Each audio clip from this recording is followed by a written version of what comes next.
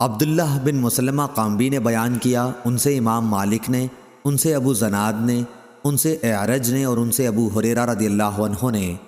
کہ رسول اللہ صلی اللہ علیہ وسلم نے فرمایا، روزہ دوزخ سے بچنے کے لیے ایک ڈھال ہے، اس لیے روزہ دار نہ فحش باتیں کرے اور نہ جہالت کی باتیں، اور اگر کوئی شخص اس سے لڑے یا اسے گالی دے تو اس کا جواب صرف یہ ہونا چاہیے کہ میں روزہ دار ہوں۔ یہ الفاظ 2 مرتبہ کہہ دے، اس ذات کی قسم جس کے ہاتھ میں میری جان ہے، روزہ دار کے منہ کی بو اللہ کے نزدیک مشک کی خوشبو سے بھی زیادہ پسندیدہ اور پاکیزہ ہے۔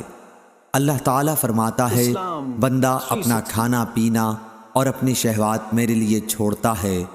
روزہ میرے لیے ہے اور میں ہی اس کا بدلہ دوں گا، اور دوسری نیکیوں کا ثواب بھی اصل نیکی کے 10 گنا ہوتا ہے۔ صحیح بخاری حدیث نمبر 1894۔